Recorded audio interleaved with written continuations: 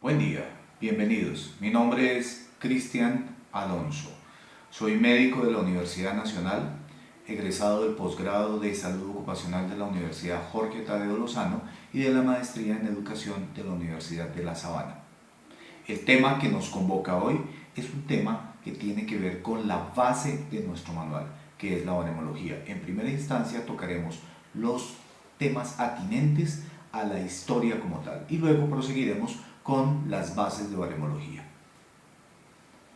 En un análisis a fondo, uno debe entrar a mirar cuáles fueron las bases históricas y conceptuales. Correrán ambas en este momento a través de nuestras diapositivas. En esta primera que ustedes observan, estamos viendo cómo nace la evaluación del daño a través de la proporcionalidad del mismo y de la forma de tasamiento de dicho daño.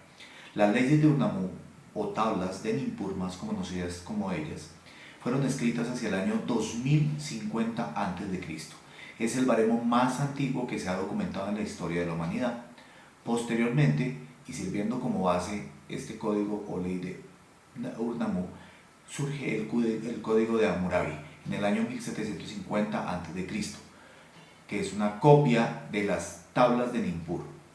En él se hace referencia al daño físico mediante dos formas: la ley de Talión o la ley de Moisés, que fue emitida hacia los años 1500 a 600 a.C., y la cantidad fosfataria, que significaba que el daño se podía tasar y pagar de acuerdo con él.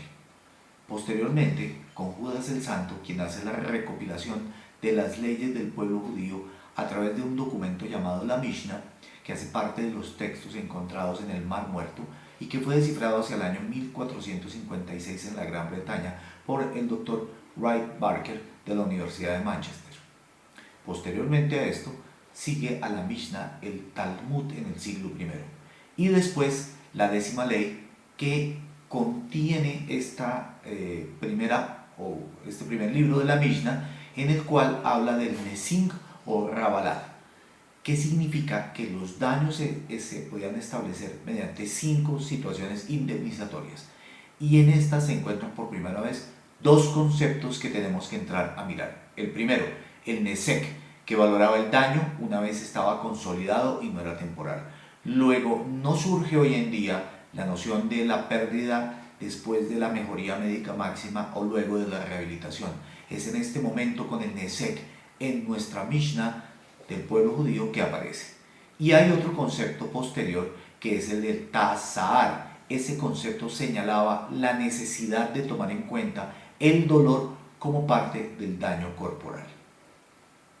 En Grecia se superó la ley del Talión y se encontró la primera ley general de reparación, en la cual surge como concepto fundamental que todos los hombres no tenían el mismo valor en términos de la pérdida, pues dependiendo de lo que hacían se les daba un daño diferencial y dependiendo de su condición frente al Estado, es decir, si eran hombres libres o no, de manera tal que una persona tenía para tasar su valor en términos de pérdida: 1, su capacidad de trabajo; 2, la cantidad de ingresos que percibía; 3, las propiedades de la víctima; 4, el tipo de trabajo y su categoría, de manera tal que un soldado era diferente a un ciudadano o a un miembro del consejo. Posteriormente surge la ley aquiliana, que aportó el concepto de calificación diferencial según el oficio y el nivel de entrenamiento. Hoy en día lo conoceríamos como la calificación del rol laboral o de la minusvalía ocupacional, como se conocía anteriormente. Luego, en los árabes preislámicos, se aplicaron entre castas o quizas la misma ley del Talión, de manera tal que, sin tratar de parafrasear a nuestras famosas concursantes de los reinados de belleza, allí se trabajaba en términos de ley de Talión, era igual esclavo con esclavo, mujer con mujer u hombre libre con hombre libre. Allí se acuñó el término de diyah, que es la que permitía la indemnización económica de ese daño. Posteriormente, en la historia se ve en los pueblos bárbaros el Bergel. El Bergel fue el primer baremo que otorgaba un valor a cada parte del cuerpo. Este es importante como un hito baremológico. Posteriormente, y como siempre, China ha tenido algo que decir en todos los procesos técnicos y tecnológicos. Allí se da el valor del papel del médico como valorador del daño corporal. Surge en Oriente hacia los años 1100 a 1200 a.C. Apareció el código de Zhuang, que redactado por el juez Sansu estudiaba las lesiones y cuáles eran las actuaciones de los médicos en los tribunales de justicia. Las leyes sálicas del siglo V hasta el siglo XII daban gran importancia a la presencia del médico como valorador del daño. En la Edad Media fueron muchos los países que contenían estas prescripciones. Ejemplo de ellos en Europa fueron Francia, España, Bélgica, entre otros. Se dio este principio en las leyes normandas hacia el siglo XIII, al igual que se hizo su procedimiento en el Constitutio Criminalis Carolina. Dejemos un poquito atrás la historia muy antigua y avancemos hacia el siglo XX. Allí se llevó a cabo el primer acercamiento desde la Organización Mundial de la Salud. En el seno de la Comisión de Expertos del año 1936 se establecieron diferentes concepciones para la evaluación de la capacidad laboral, resultante de una contingencia de cualquier origen. Estos conceptos fueron retomados hacia el año 1978 por la Conferencia de Dayerba. En él se muestra cómo se consolida el daño a través de 3 sistemas básicos de valoración: el de invalidez física, el de invalidez profesional y el tercero, el de incapacidad general de ganancia. Como grupo investigador encontramos un cuarto, que es el sistema judicial, que más tarde lo explicaré. Los sistemas de calificación se modificaron en el siglo XX con la introducción de los sistemas de invalidez profesional y de incapacidad general de ganancia, que es básicamente la introducción de los procesos de rehabilitación en el mundo de la salud y de la medicina. Existen muchas clasificaciones de soporte que dan ayuda al proceso de calificación, mas no son elementos de calificación, como es el caso de las familias de clasificación de enfermedades de la OIT, de la OMS o la Clasificación Internacional Uniforme de Ocupaciones, más conocida como CIUO. La Clasificación Internacional de Deficiencias, Discapacidades y Minusvalías del año 1982, la Clasificación Internacional del Funcionamiento y la Discapacidad y la Salud del año 2001 y la Clasificación Internacional de Enfermedades, al igual que el Diagnostic and Statistical Manual of Mental Disorders, más conocido entre nosotros como el DSM-4, en sus diferentes versiones que han llegado hasta nuestros días. ¿Cómo se genera el proceso de calificación? En primera instancia tenemos una condición médica del individuo que tiene un estado secuelar. Este estado secuelar es el que entra a un sistema de valoración, a un modelo de valoración que se operativiza a través del baremo.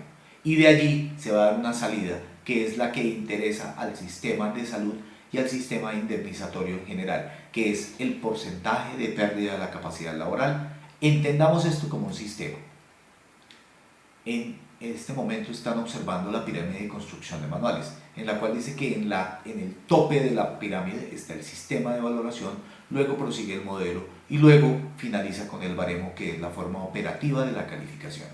Los sistemas y modelos de calificación, como los habíamos mencionado, tienen en primera instancia el de invalidez física, que se refiere a los daños orgánicos y fisiológicos que sufre el individuo, por ende se llama anatomopatológico. Ejemplo de ello son el Código Sustantivo del Trabajo, las guías para la evaluación de la deficiencia permanente del año 1958, versiones 1 de la AMA. Posteriormente surge como sistema de calificación la invalidez profesional, y modelos que se desprenden de ello son el modelo de Scudder, el modelo Bellevue y el modelo Basile, así como las versiones de AMA de 2 a la 5. Y el manual de California, de la Universidad de California, y el conocido manual de Melinek, que es francés. Posteriormente, encontramos como concepciones de sistemas de calificación el de incapacidad general de ganancia, que se refleja en modelos como el de AMA sexta versión o el de la CIF. Y finalmente el sistema judicial, en el cual lo que vale es la opinión del médico, que se da en países como Alemania, Austria, el Reino Unido y Países Bajos. Ejemplo de los anteriores es el modelo McBride, y de modelos mixtos de eficiencia, discapacidad y minusvalía vamos a mostrar, por ejemplo, el manual o nuestro querido manual 917 de Colombia, el manual de Bolivia del año 2002 y el manual de Portugal, que miraba la valoración y evaluación del daño corporal de naturaleza civil y las lesiones corporales y sus secuelas. Los modelos mixtos, que ya combinan deficiencia pero con limitaciones en la actividad y restricciones en la participación, son el modelo brasilero del año 2007, el manual mexicano, que tiene su norma en el año 2009, el de República Dominicana, que es el manual para la evaluación y calificación del grado de discapacidad atendiendo a la profesión o especialidad del trabajo, el modelo español, que se refleja en el decreto 1856 del año 2009, y finalmente el modelo de AMA, que acoge la CIF en algunos pocos de sus dominios. ¿Qué es baremología? La baremología es un área de la medicina que pretende medir o valorar de la manera más objetiva y científica las secuelas debidas a una enfermedad o a un accidente de cualquier origen. En últimas, esa valoración realizada por el profesional o por el grupo interdisciplinario tiene por objeto ser la base sobre la cual se determina el resarcimiento del bien asegurado. ¿Cuál es la integridad del individuo? ¿Cómo se da el proceso de calificación de invalidez dentro del daño y dentro del ámbito jurídico? Un factor de riesgo tiene como objeto o sujeto de su ejecución una persona que está expuesta a él. Como fruto de él se puede dar un accidente o enfermedad. Y este accidente o enfermedad genera una secuela que debe ser permanente y definitiva. Luego del proceso de rehabilitación o de mejoría médica máxima, este daño consolidado se lleva a un baremo que emite a través del baremo una pérdida de la capacidad laboral que será objeto de indemnización, como lo observan en el modelo de la diapositiva. Esta calificación de pérdida de la capacidad laboral tiene dentro del mundo fenoménico, dentro del ámbito jurídico, expresiones que deben generar en este mismo unos efectos, y esos efectos de la calificación se dan sobre lo anatomopatológico, sobre lo psíquico, sobre lo estético, es decir, sobre el daño biológico y psíquico. Ese daño biológico y psíquico tiene expresión para términos de indemnización y valoración de la misma sobre el daño emergente y el lucro cesante, mas no nos sirve de valoración en los daños extrapatrimoniales. Entiéndanse por ellos el quantum doloris, el daño moral y los impedimentos, es decir, el impedimento en la vida afectivo-familiar, en el chance matrimonial, en el disfrute sexual, en la vida escolar, en la vida cotidiana y en otras áreas de la vida del ser humano. Los siniestros que evaluamos en términos de calificación pueden comportarse de dos maneras. Uno es el del accidente, donde usted puede tener una gran pérdida que luego se puede recuperar, inclusive llegar a cero la pérdida. Y otros daños de tipo crónico. Estos daños de tipo crónico inician con una baja pérdida, pero pueden terminar inválidos hasta su máximo nivel. Las leyes de baremología, el decálogo y recomendaciones que hemos resumido para tomar en este momento como base de nuestro ejercicio de calificación son el decálogo para el uso de baremos de Italia, el Concurs Medical, las reglas de baremología de la Yerba del año 78, las leyes de baremología del Gazette du Palais de la Comisión de Bellet del año 1985, el baremo de invalideces traumáticas de Louis Menelec del año 1991, los trabajos de Cote del año 88 y de Müller del mismo año, y los muy importantes trabajos de Swanson y Groth, que son la piedra roseta de la calificación, que se publicaron en el año 1964 y en el año 1987 en el Journal of Hand Surgery de los Estados Unidos. Como leyes de baremología tenemos 4 principales, no son las únicas, pero son las principales y las básicas. La primera dice que el 100% es la muerte y que el 0 significa o que no existe o que no hay un daño valorable, de manera tal que siempre deberemos construir nuestros baremos en valores que van desde el 1 hasta el 99%. La segunda ley de calificación dice que yo puedo decir que el ser humano es la suma de dos cosas, lo que perdió y lo que mantiene. Podemos enfocar los modelos de calificación desde la pérdida, que es el caso nuestro, o desde las capacidades restantes. La tercera ley se habla de la jerarquización estricta de las incapacidades restantes según su gravedad real, de manera tal que a un daño similar se le da una tasa idéntica. Por ejemplo, un testículo y un ovario tienen que tener el mismo valor, en tanto que una gravedad distinta irá con una tasa diferente. Por ejemplo, no es lo mismo una cefalea o migraña comparada con la pérdida de un miembro como un brazo. Tienen que tener valores distintos porque los daños son diferentes. Y al final la cuarta ley, que es muy importante, y es la de la independencia estricta de la valoración de lo fisiológico o orgánico y de la pérdida del trabajo, de manera tal que entre ellas no hay paralelismo ni proporcionalidad. El análisis y su cuantificación son a través de herramientas diferentes. Miremos unos ejemplos. Este es un modelo, que es el que está a mano izquierda, y a mano derecha observarán a Al Pacino en su caracterización de cara cortada. Aunque ambos tienen una lesión facial, la lesión facial tiene una implicación distinta a nivel de lo laboral, en tanto que a nivel de el daño podríamos decir que las lesiones son del mismo valor. No obstante, a la persona que está ejemplificada aquí como un mafioso sería de ayuda para su trabajo, en tanto que para la izquierda, que es un enfermero, esa cicatriz podría ser un hándicap en su trabajo.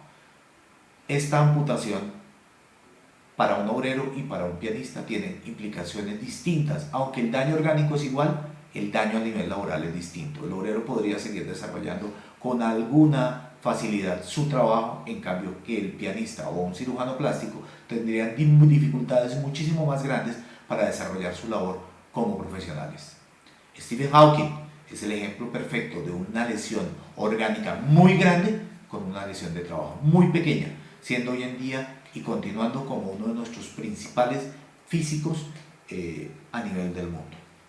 Igual pasa con el almirante Blas de Lezo, ejemplo de una pérdida de un ojo, una pierna y un brazo, quien con esta lesión, a pesar de ser grande a nivel orgánico, a nivel de trabajo, no le representó dificultad al momento de defender a Cartagena de su sitio. Muy bien. Las leyes de baremología y estos decálagos dicen lo siguiente. 1. Que los baremos no pueden tener un valor absoluto, sino es una media casuística, según unos estudios médicos laborales y legales. Deben ser claros, simples, precisos, evolutivos, revisables, flexibles y reformables. No sustituyen la función del perito ni del método descriptivo. Debe fundamentarse sobre el estado presente y actual. Lo que valoramos del sujeto es una pérdida en forma de fotografía, no es evolutivo ni hacia adelante ni hacia atrás, estamos mirando el hoy. Deben evitarse duplicaciones de la valoración del daño y deben haber secuelas valorables múltiples. Por ello existe nuestra fórmula de Baltasar. Existen niveles de significación en cuanto a la evaluación de la funcionalidad humana. El primero se mira el aspecto material de la limitación debido al defecto anatómico o funcional. Es de determinación médica, en tanto que el segundo nivel es cómo esa lesión repercute en el ser humano, en la actividad elemental y concreta, es decir, en las actividades de la vida diaria, en las actividades básicas cotidianas y que nos muestran la gravedad, que son objeto de valoración por otras profesiones. Al igual que en el tercer nivel encontramos la trascendencia de esas lesiones en lo laboral, en lo social, en lo jurídico. Estas limitaciones son de valoración interdisciplinaria. Observarán en este momento en la diapositiva un cuadro que habla de las invalideces de tipo fisiológico y en él cómo se clasifican desde leve, moderado, medio, grave y severo, de manera tal que lo leve está calificado de 0 a 5, puede saltar a lo medio 15 a 30 y lo severo, que nos debe dar invalidez, debe ser más del 60%. Observen cómo a mano izquierda los signos funcionales, el examen clínico, el estado general, la capacidad global de esfuerzo y la autonomía me signan algo leve, por ejemplo, una cefalea, un dolor intermitente, una pérdida del olfato es leve, en tanto que media sería, por ejemplo, el acceso a ciertas lesiones como el problema de un ciático, la pérdida de un ojo, la pérdida del pulgar. Y severo e invalidante sería una psicosis, una esquizofrenia, una paraplegia o una amputación de miembros. Con esto hemos dado fin a nuestro programa en la parte de baremología. Espero les sea útil para sus evaluaciones en el futuro y que puedan tomarlo en cuenta siempre que valoren. No olviden esta ley de baremología. Muchas gracias.